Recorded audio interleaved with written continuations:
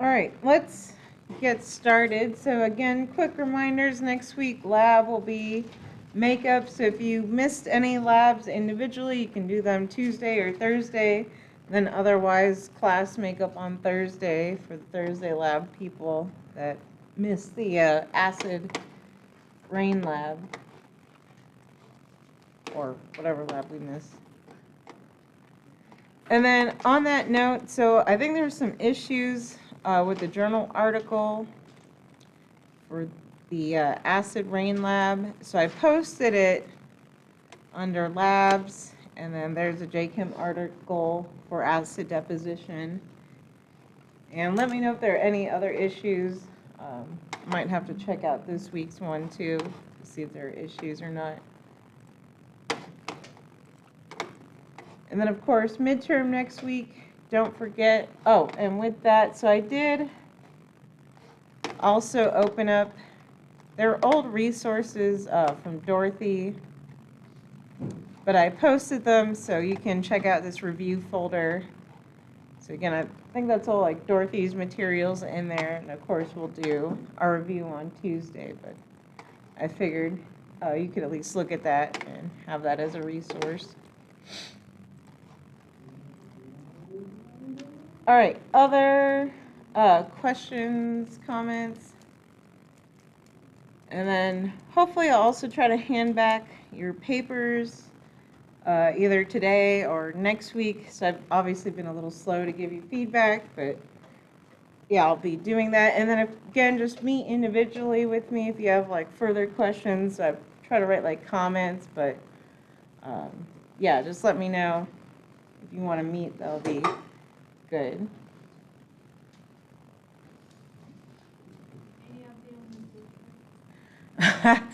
Honestly, bad. So I called the Ashland Forensics Lab, and they were just flat out no. And then I called the Medford Water people, and they just haven't gotten back to me. So yeah, I'm not sure what to do. I'm in like slight panic mode. I mean, there's like the Crater Rock Museum too. I just don't know if we would have to pay unless I could like try to get. Yeah, and it's just like the time is running out. There's also Rogue Creamery, like out in Grants Pass, I think might have like a farm thing where you could watch like the milk process maybe. I don't know if that's appealing. Like I really wanted to tour the Medford Water because that's like way more relevant. I don't know why they haven't like even returned my phone calls. I don't know, it's a little frustrating. But yeah, I'll try to figure that out. I apologize. I don't.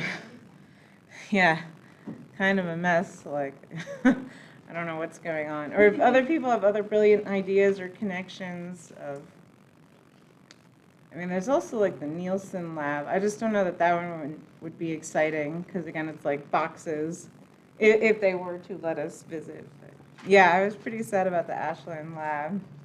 So they were just like, nope, nope. I'm like, okay, not even.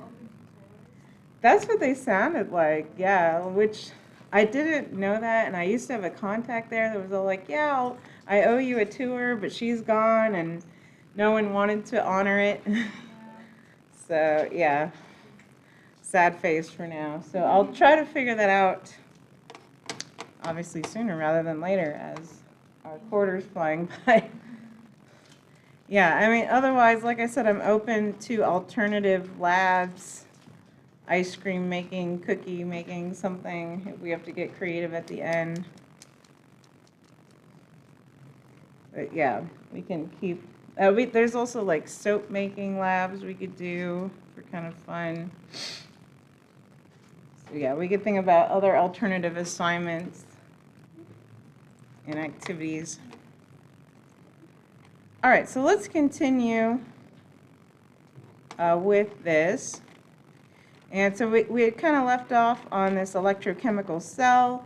So again, we just kind of want to make sure we can understand the diagram. So where we left off, basically, right, you have to pair the metal with the appropriate metal solution. And again, kind of ideally looking at your oxidation reduction reactions. So of course, this would be only more relevant, right, if you were caring about, am I doing iron 0 to 2 or iron 0 to 3? So then, right, pay attention to your counter ion. Otherwise, zinc just has a 2+ oxidation state. And again, we mentioned our salt bridge. That was just to complete our circuit. And then, so you'll have to double check me in lab. I think I messed it up in lab on Tuesday. So the anode is where oxidation occurs, and then it should be connected to the positive end of the battery. And now I can't even remember what I told the Tuesday lab people. And Sky was really on it, but she's not here today to remind me what the observations were. So yeah, just check this. And then if it's where oxidation is occurring, it should be losing weight in our electrolytic cell.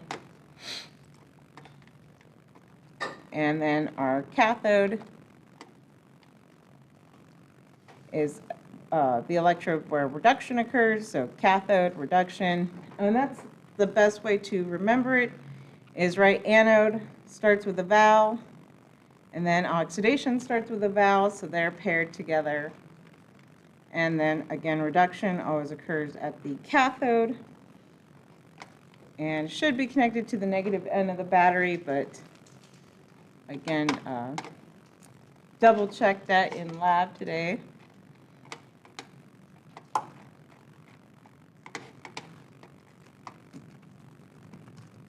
All right, so then we have our voltage and current. So we're going to kind of gloss over it in this chapter. I almost got too excited today, but I didn't realize. So next chapter is chapter 25. So we're going to be continuing this whole current and voltage and electrolysis. So right now we can at least just appreciate kind of where we're going. And like I said, next week is where we'll actually kind of quantify this a little better. And so we have both. So first of all, this is what we'll focus on more of this week. So we'll get to the voltage difference and figuring out kind of our voltage of our reactions. And so again, this is just our potential energy difference as well. So again, I think this is coming next week. We'll also relate this potential to Gibbs, so kind of where we're going. This week is kind of more oxidation state focus and just our redox reactions. And then again, this will be relevant more in the coming week. So 1 volt is equal to 1 joule of energy per coulomb. So then, right, we'll be able to quantify basically how much we can plate out. Right now, this week, we're just kind of appreciating that this is also our driving force. So again, just to get our reaction to occur. Again, we're going to see that in lab with our electrolysis. And so then units of current. So we have an amp.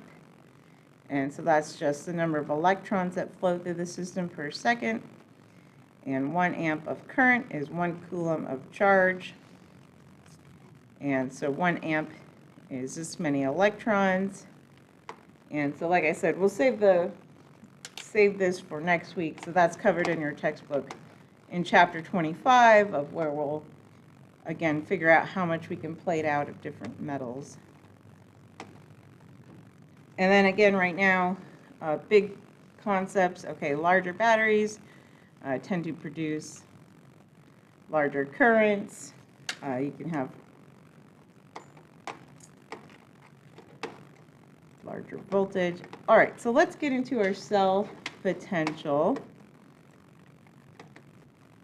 And there's, again, different formulas. And so basically, right, we're just trying to figure out our potential energy difference in different ways between our anode and our cathode.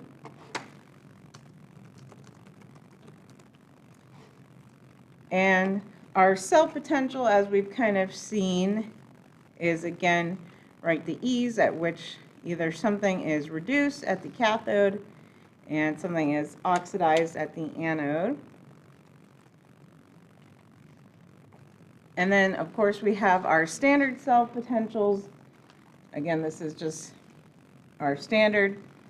So 25 degrees Celsius, 1 atm for gases, and 1 molar concentration for solution. And then we'll see how we sum our cell potentials for our half reactions. So here, again, is our voltaic cell, aka our battery. So this is spontaneous, so it is powering itself, again, unlike our reactions today.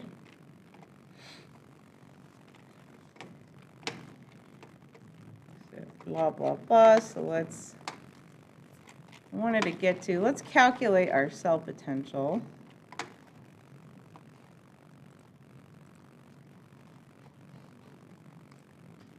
All right, so we have our standard reduction potentials.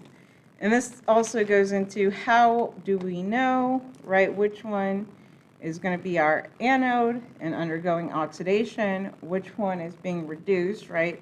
So they've set up the cell for us, but the next question is, well, how do we know, right, that it's really not the copper? And so let's look at our cell potentials. And so now we have to find, here is zinc. So let's at least start with 1. And so again, right, these are reduction potentials of our zinc plus, right? So we have to think about, first of all, how it's written, what they're telling us. So they're telling us, right, that this is an unfavorable process. So, right, we would have to apply 0.76 voltage to get this to occur, to be able to plate out zinc. And then we could flip the reaction, right? So let's rewrite it. If we flip our reaction, and this is what's shown here. But now this reverse process, so zinc becoming zinc 2 plus 2 electrons.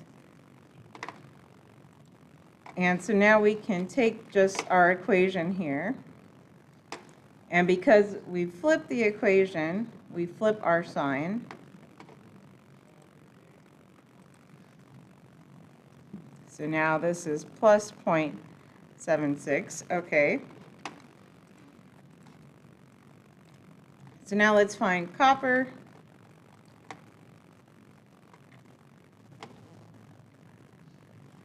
And so copper, let's see. Trying to find, so this is where you have to kind of pay attention, because we went from copper 0 to copper 2 plus. So let's find that one. Watch this not happen.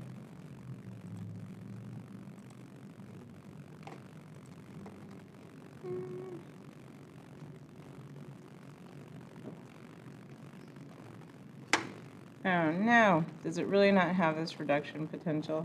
That's annoying.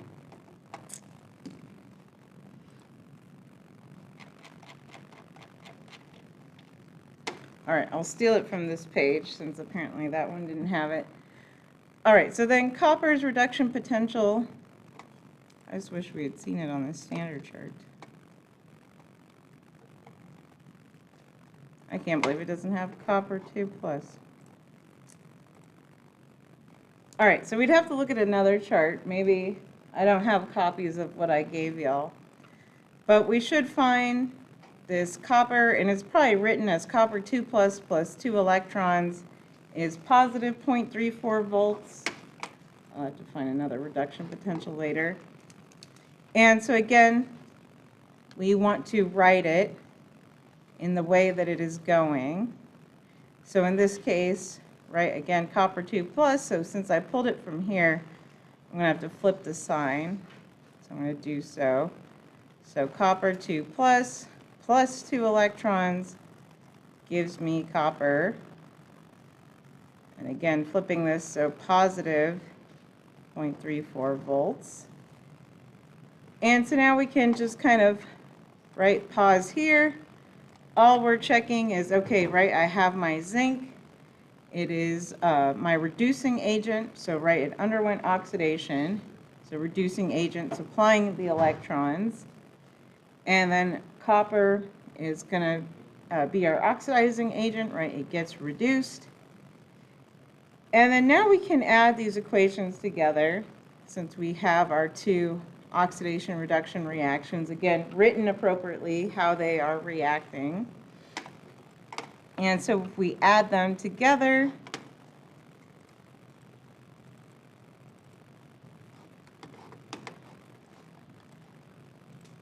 so 0.76 plus 0.34, so we get 1.10 volts. So this is telling us, right, how much potential we have. So just like a little battery, right? So now we can give 1.10 volts to, obviously we could measure this with a voltmeter, but otherwise, right, we could hook up a little LED, and if it was low enough for 1 volt to light it up, then it would light up.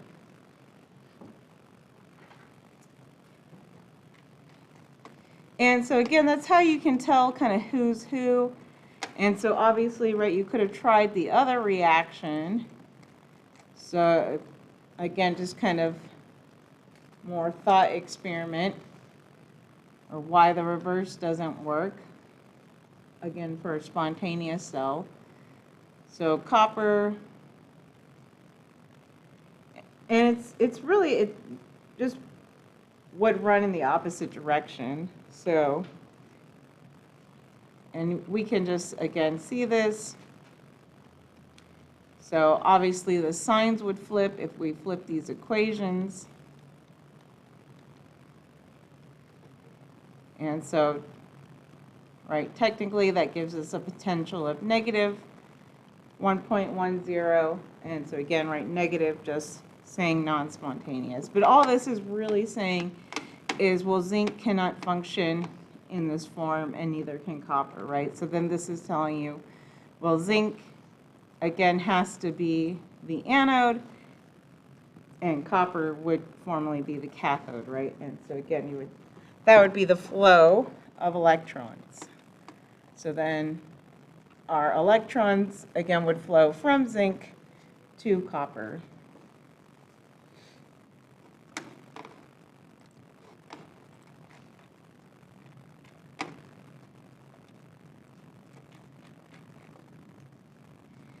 And so then just other things to note, so like we already saw, typically the anode is our metal, and then, right, the cathode is the same metal. So the metals all match, but what if we have a redox reaction where we just have ions or gases? And so in this case, we need an inert electrode, and we could look up, trying to find some examples of this case. Where's the iodine one? Yeah, like an iodine reaction. So this one, right, if you were trying to set up a cell using iodine, so of course iodine is aqueous, and then it makes this iodate solution. And so you can use iodine, but with that you need an electrode. And again, in lab, that's kind of why you have the graphite pencils to act as your electrode in lab today. So you could use graphite then. So a pencil will work as your inert electrode. Professionally, this is called glassy carbon. And you could also choose something like platinum, though, just another metal surface. Again, that provides for the transfer of electrons. And so it mentions it here, again, our inert electrode, just like our pencil that we're going to use today or used on Tuesday, right? It's not actively participating, it's just a surface there.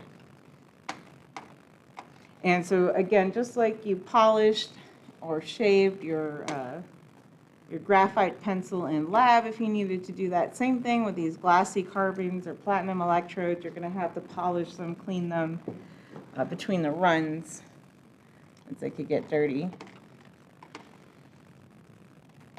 All right, so now we get into this cell notation, which is just showing us how to set up this little voltaic cell or battery here. And so the way this is written, so it's written that this is acting as our anode, right? So it's always set up anode. And then you have a single line here, right, saying, okay, this is my solid electrode. Notice it's metal, then corresponding metal cation. Then you have this double bridge to indicate that this is a separate cell. And then your next electrolyte solution. And then again, notice this one is one involving ions. So just saying we have to have manganate, manganese 2 plus, acidic conditions, and then notice, so the metals go on the outside of your electrode. So in this case, if we need our inert electrode, it also should be written. And so again, in this case, they chose platinum, so you could pick platinum. Again, you could have also picked carbon or graphite. So graphite, carbon. So it doesn't matter for our purposes which ones you pick if you were asked to kind of design one, just as long as you pick any one of these. Otherwise, again, use the corresponding appropriate metal, like in the iron case. And so again, let's just practice checking out the potential voltage of this reaction. And so to walk through this, so again, oxidation, let's find iron. Hopefully my chart doesn't let me down, or else I'll have to look at a better one. So let's see, iron to iron 2 plus. Oh, that's 3 plus. Here we go, 2 plus. And so again, we'll have to flip our sign in this case, so positive 4, 5. And so again, we're just kind of checking our setup that yes, this is the way it's going to function. Our iron is our anode. So plus 4, 5. And then let's check out this reaction. So our permanganate.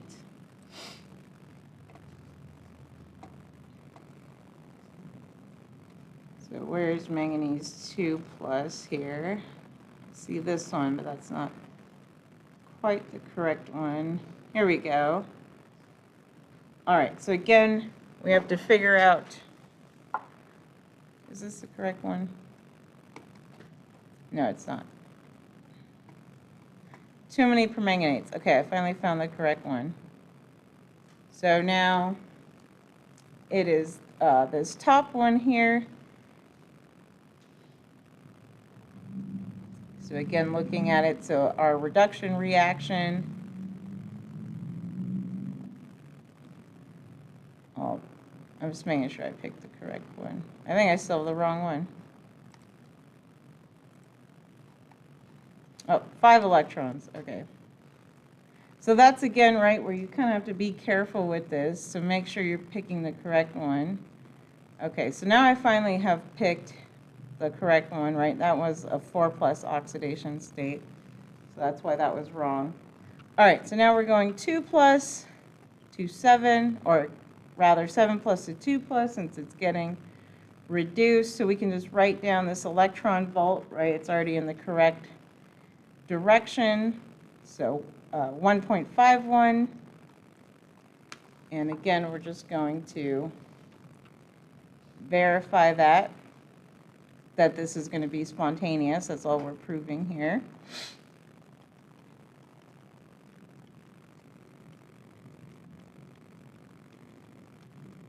So 1 point, I think I said 5.1, I already forgot. So 1.51 volts.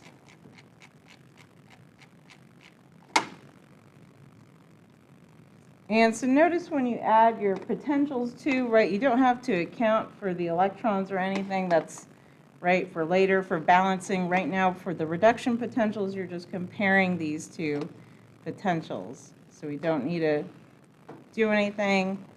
So again, we'll add these two equations together to figure out how much voltage we would get.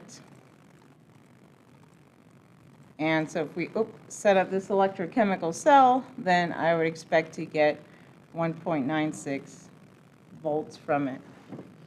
And so again, right, just verifying that how this is written is in the spontaneous direction as well. So yes, right, this is correct. So again, that's why iron is the anode here, and this is functioning as a cathode. Does that make sense? Kind of how to pick who's the anode, who's the cathode. And so that's always my suggestion is, right, write out the equations in the appropriate direction, depending on the function, and then just add their potentials.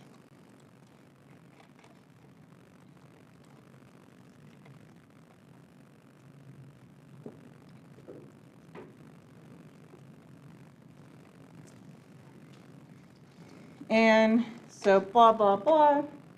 So basically, we also have to kind of reference our electrons to something. And so we have what's called our reference electrode.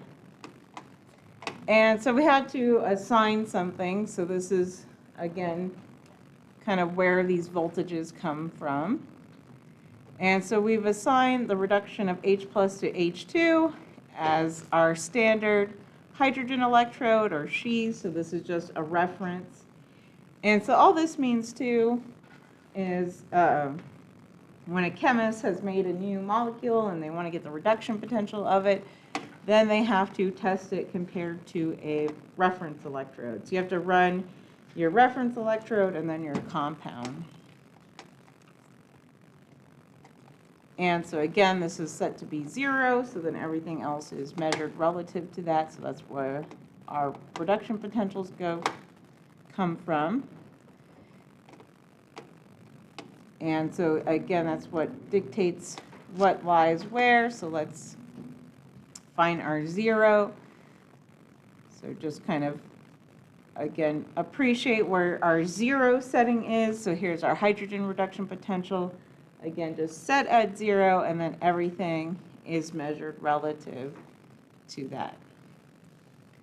So a stronger tendency towards reduction, you have a positive value then, and then versus a stronger tendency towards oxidation, have a negative value.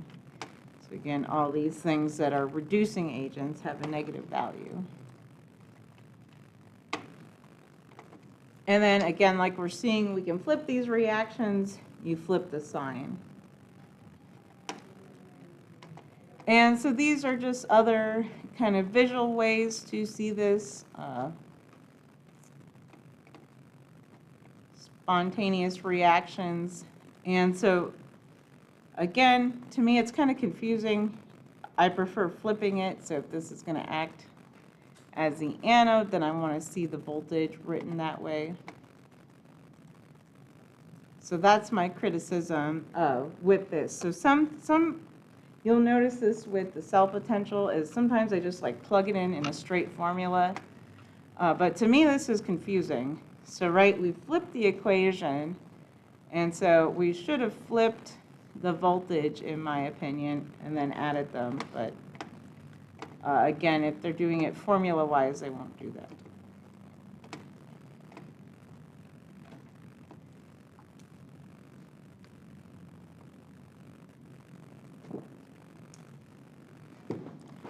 And so again, right, it's saying, so other ways to look at it is, again, if zinc has a stronger tendency to oxidize, then that's why it's the electrode.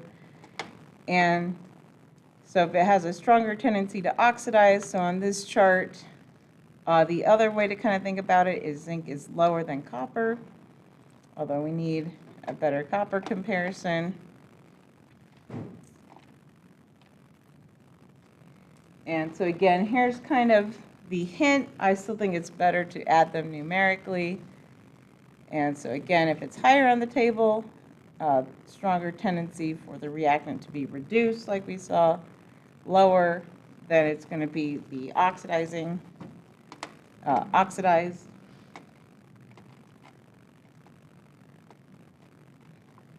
And so like we've been getting at, again, this week we'll just take away that E cell. If it's positive, it's spontaneous. Again, next week we'll calculate the delta G. And then if E cell is negative, then it's going to be non-spontaneous in that direction. Oops. And this should say, and delta G will be positive. Typo there.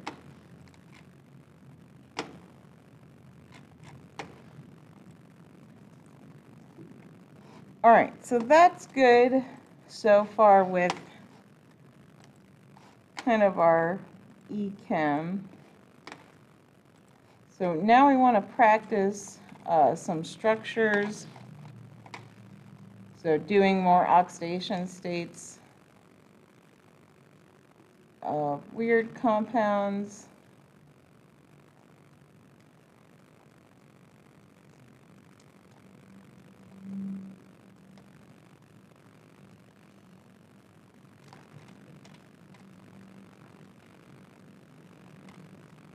So let's try some. So let's just start with, so what's the oxidation state of titanium in this compound? So titanium F6 2 minus.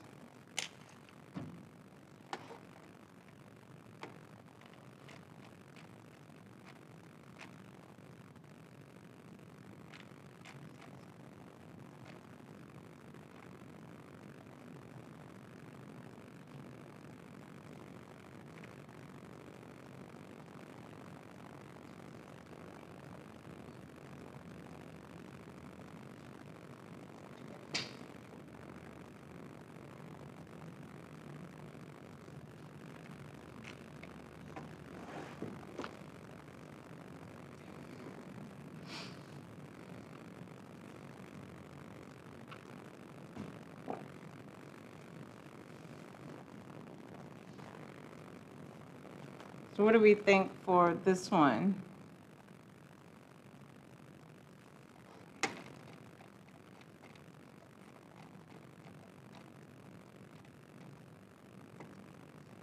So what's the charge on fluorine?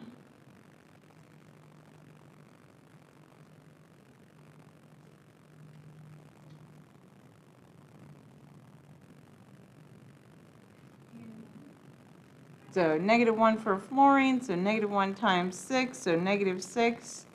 Overall -2, so what's titanium?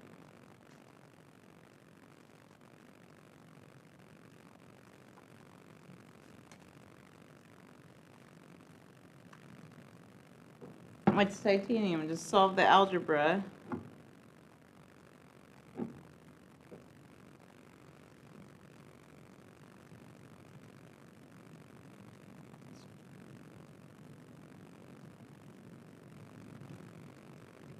So x plus -6 equals -2. So what's x? 4. So titanium 4 plus here. So good. All right, let's try another metal oxidation state. Let's try this vanadium compound with a +1 charge.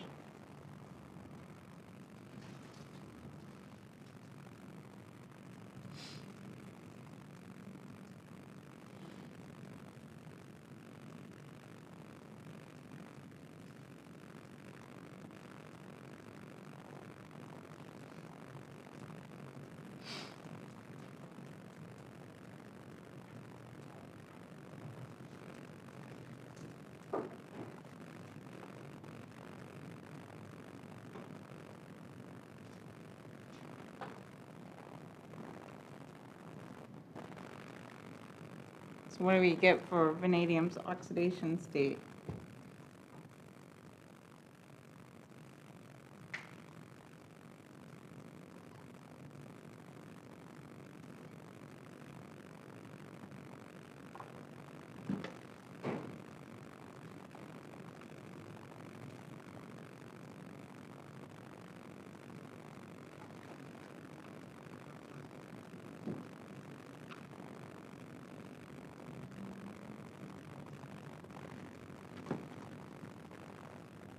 So base it off of oxygen again, right? So oxygen is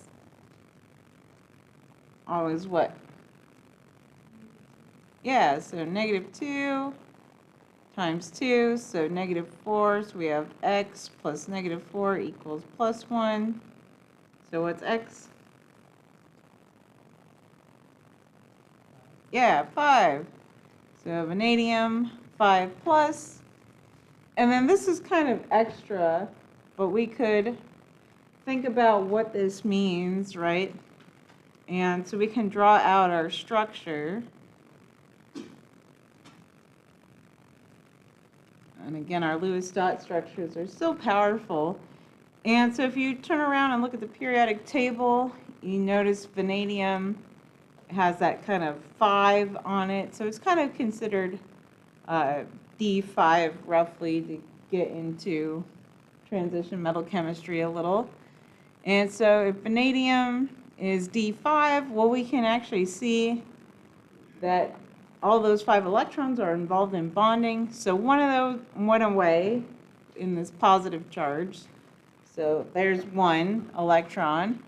And then, right, we remember, and this is, first term stuff, but thinking back to the Lewis dot structure of oxygen, right, we know oxygen tends to make 2 bonds.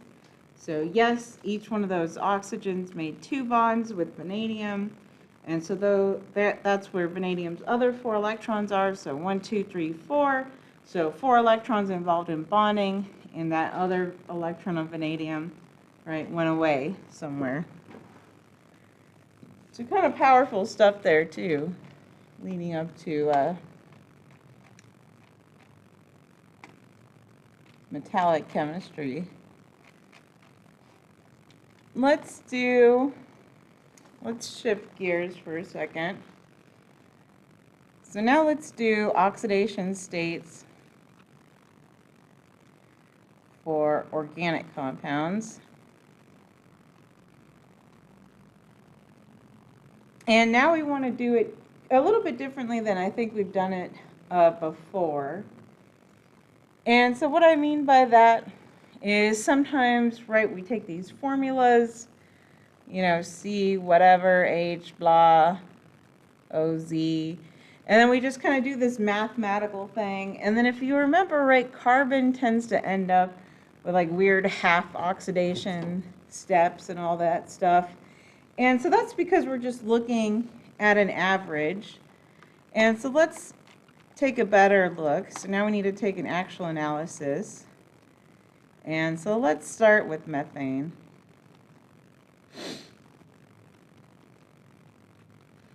And so kind of the rule to figure out oxidation states of organic compounds, although it could work for others, but we won't go there, is so we want to pull apart our molecule, and we'll see what I mean in a second.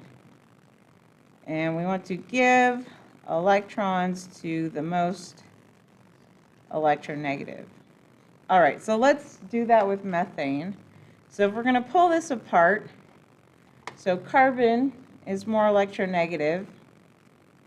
So carbon gets all the electrons, right? So all 8 electrons involved in bonding,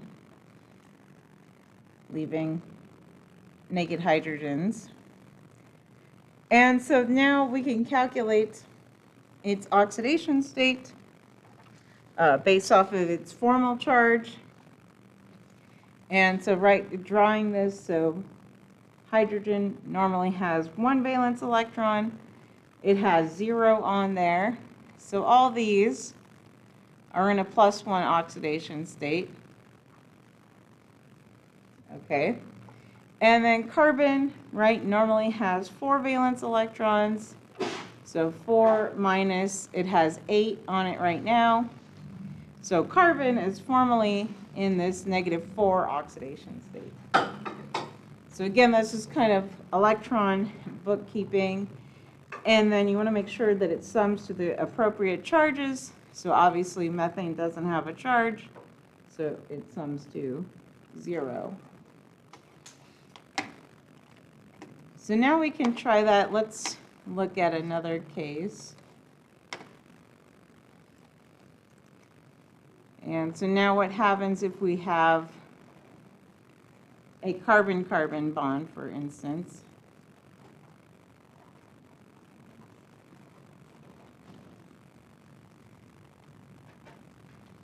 And so now I'll just analyze this structure. So when you have two elements that are the same electronegativity, you split them. So this carbon will get one electron, the other carbon will get the other. So now I'll draw that. So carbon gets one there, and then gets two, though, from all those hydrogen bonds. And so again, hydrogen ends up being in this +1 oxidation state, so I'm writing that for all our hydrogens. And then carbon, so again, 1, 2, 3, 4, 5, 6, 7. So 4 minus 7 is -3 there on this carbon. And so those happen to be symmetric. So both of those carbons are in the -3 oxidation state. And hydrogens, again, all +1.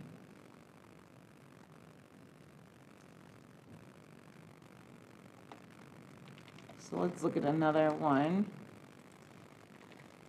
So let's look at like acetone or something.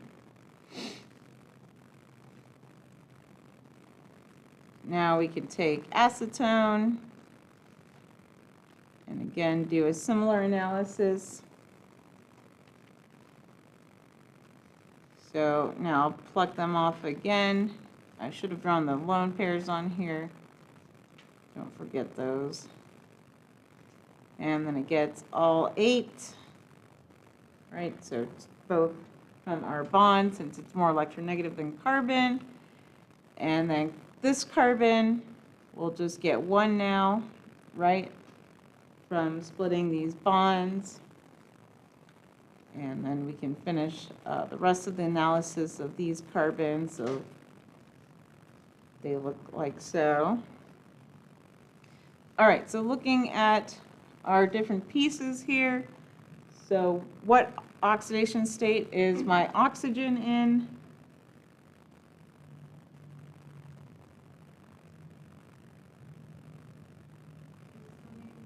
Yep, -2, and that's good, right? Because we expect it to be -2. And then we pulled it off by this method. So yes, 6 minus 8 is -2. So okay, -2 for the oxidation state, good. And then carbon, so what's this middle carbon now?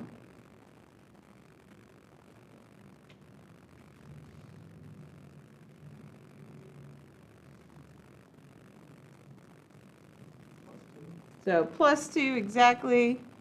So again, 4 minus 2 is 2. And then the rest of the carbons fall into place, right? So we can see that this is -3 on each of these. All the hydrogens are +1. So that cancels out to 0. That cancels out to 0. And then obviously 0. So that looks good for that molecule.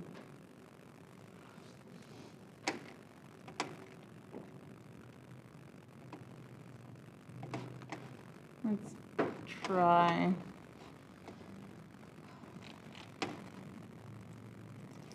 Let's do one more. Let's try this thiocyanate thing.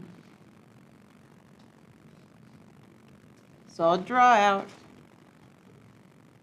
the structure.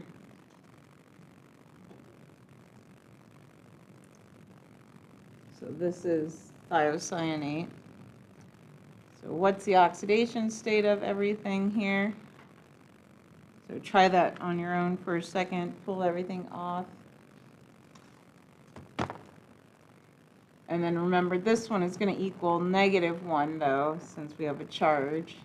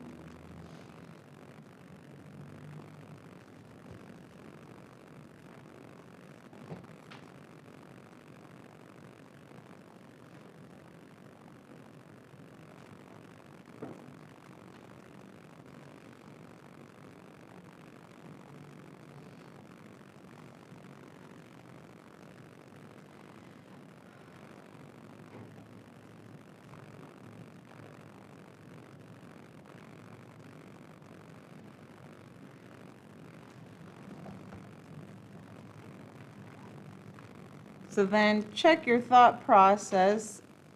So sulfur more electronegative than carbon, so sulfur gets all the electrons. And then carbon also loses out to nitrogen. Oops. Again, nitrogen gets all those electrons. All right, so then looking at this, what's our oxidation state of sulfur? So -2. What's our carbon here? And then what does our nitrogen have to be?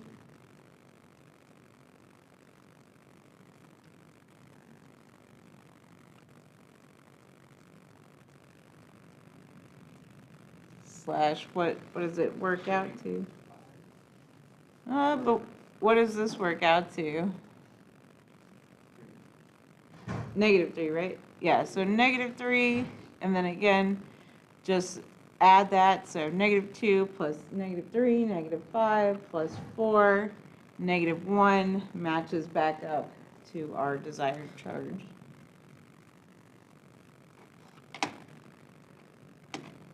That looks good. Let's see, let's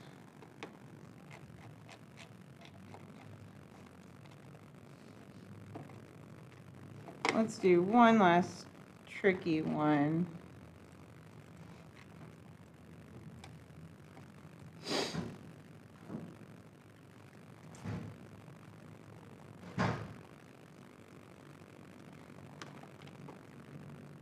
I'm trying to draw out an aromatic ring very explicitly for y'all. CH3. Put some double bonds.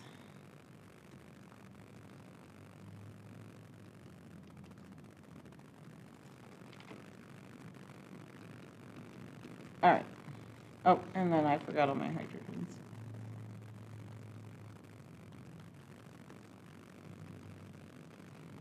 All right, try this structure. See if we can figure out oxidation states.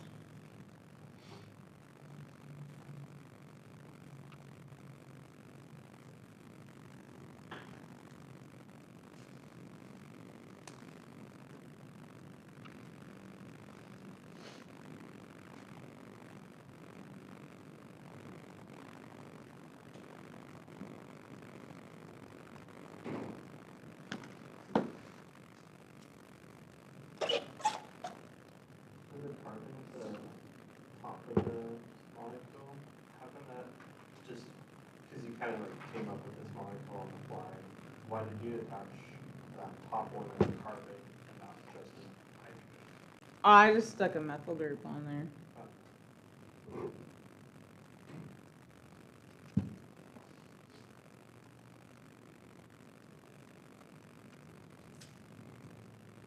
Yeah, this is just an aromatic ring, and it's like, obviously it's kind of the building block of any organic, so that's how you kind of start building this thing, is you can add, different groups to it, nitro groups, methyl groups, yeah, yada yada.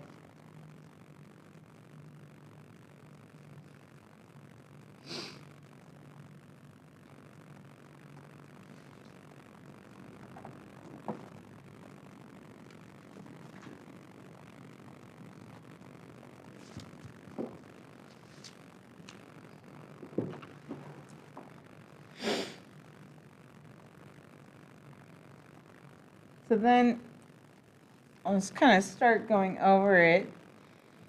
So you can just start kind of somewhere. So I'm just starting at this top carbon, because this one's kind of easy in a weird way, right? So it's attached to all carbons. So it's going to get half of these electrons. So that puts it in a zero oxidation state.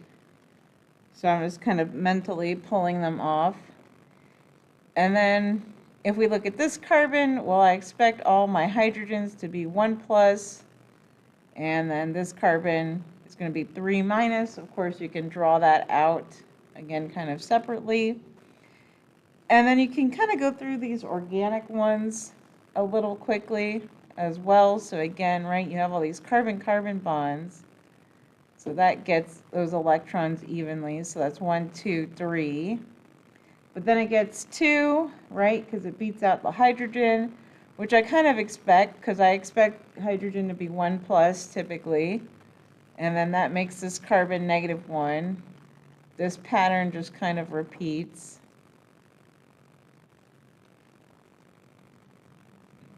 And then let me be careful here, right? So now we have a weird bond. I'm going to have to look at that one. So +1, -1. Okay, so let's look at this carbon. So again, splits evenly. So 1, 2, 3. And I can kind of do an analysis over here. 1, 2, 3. But then it loses out to nitrogen. Okay, so this has to be +1. And then nitrogen loses out to oxygen, though, right? So I just have nitrogen with 2. So then 5 minus 2, so that's 3+ for nitrogen. And then these oxygens should both come out to -2, right? So even though it's drawn in this resonance structure, when we pull it away, so it still has 8 and 8. So -2, -2. And then again, our charges kind of locally balance out. So I was just kind of checking as I go that yes, we're still 0. So this last bit, right, +4, -4. So everything kind of pairs and is neutral. All right, so I'll probably do more practices on metal oxidation states. It should be in your homework too, if I remember correctly. So kind of going through oxidation states. How does the oxygen and the nitrogen balance to 4? I see the -4. Oh, and then plus the carbon here. Yeah, so overall it has to equal 0. And then, yeah, we're just kind of canceling as we went along. All right, so we'll stop there. So I have quiz or chapter 23, so I'll hand it out. And then, of course, you can take your break. I'll try to hand back everything I've been reading.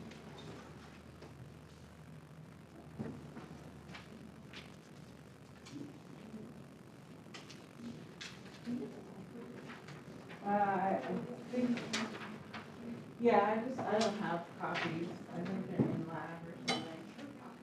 I can go look.